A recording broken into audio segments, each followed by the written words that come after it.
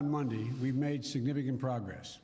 We've secured the airport, enabling flights to resume, not just military flights, but civilian charters and from other countries, and the NGOs taking out civilians and vulnerable Afghanis.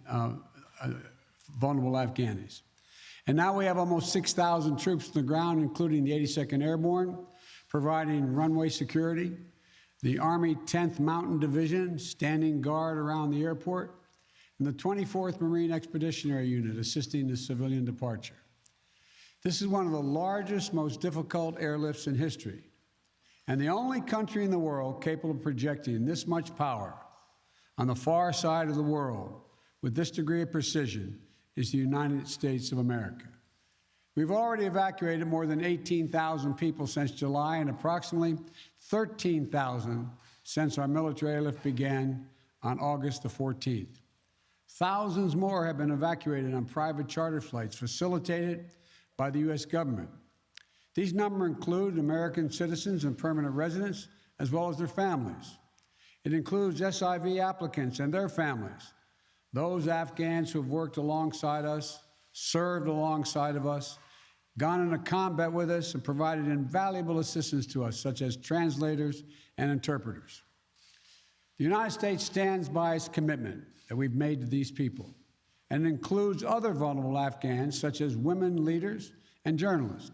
In fact, working in close coordination with the management of the New York Times, the Washington Post, and the Wall Street Journal, we have successfully evacuated all 204 of their employees in Afghanistan on U.S. military aircraft earlier this week. We've established the flow of flights, and we've increased the number of people we're moving out of the country. We paused flights in Kabul a few hours this morning to make sure we could process the arriving evacuees at their transit points.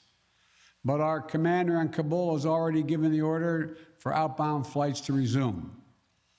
Even with the pause, we've moved out 5,700 evacuees yesterday, and we're working on a variety to verify that number of the Americans are still in country as we work on this, because don't have the exact number of people who are Americans are there, and those who may have come home to the United States. We want to get a strong number as to exactly how many people are there, how many American citizens, and where they are.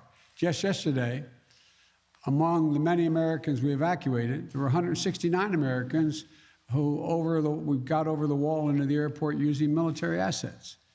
We're also facilitating flights for our allies and our partners, and working in close operational coordination with NATO on this evacuation.